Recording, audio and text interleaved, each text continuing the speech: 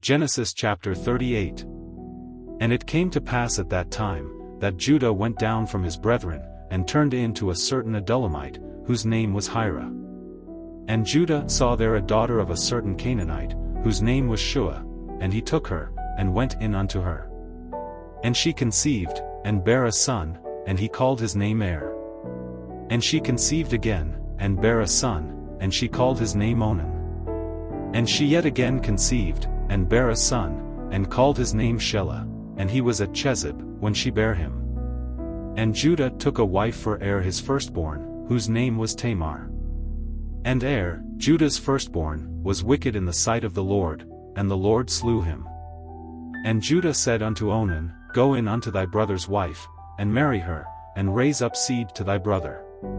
And Onan knew that the seed should not be his, and it came to pass, when he went in unto his brother's wife, that he spilled it on the ground, lest that he should give seed to his brother. And the thing which he did displeased the Lord, wherefore he slew him also.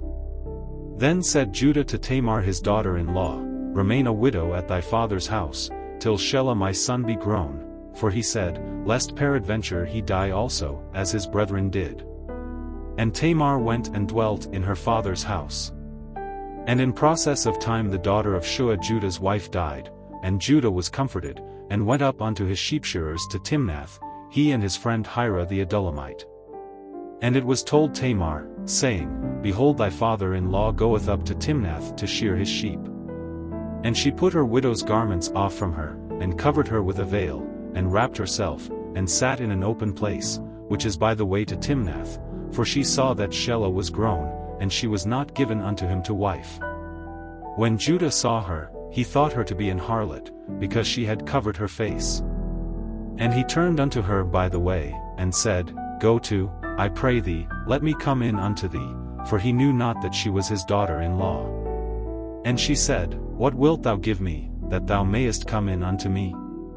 And he said, I will send thee a kid from the flock. And she said, Wilt thou give me a pledge, till thou send it? And he said, What pledge shall I give thee? And she said, Thy signet, and thy bracelets, and thy staff that is in thine hand. And he gave it her, and came in unto her, and she conceived by him. And she arose, and went away, and laid by her veil from her, and put on the garments of her widowhood.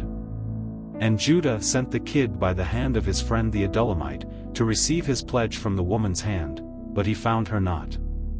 Then he asked the men of that place, saying, Where is the harlot, that was openly by the wayside? And they said, There was no harlot in this place. And he returned to Judah, and said, I cannot find her, and also the men of the place said, that there was no harlot in this place. And Judah said, Let her take it to her, lest we be shamed. Behold, I sent this kid, and thou hast not found her. And it came to pass about 3 months after, that it was told Judah, saying, Tamar thy daughter-in-law hath played the harlot, and also, behold, she is with child by whoredom. And Judah said, Bring her forth, and let her be burnt. When she was brought forth, she sent to her father-in-law, saying, By the man, whose these are, am I with child? And she said, Discern, I pray thee, whose are these, the signet, and bracelets, and staff. And Judah acknowledged them, and said, She hath been more righteous than I, because that I gave her not to Shelah my son. And he knew her again no more. And it came to pass in the time of her travail, that, behold, twins were in her womb. And it came to pass, when she travailed, that the one put out his hand, and the midwife took and bound upon his hand a scarlet thread, saying, This came out first. And it came to pass, as he drew back his hand, that, behold, his brother came out, and she said, How hast thou broken forth? This breach be upon thee. Therefore his name was called Pharez. And afterward came out his brother, that had the scarlet thread upon his hand, and his name was called Zara.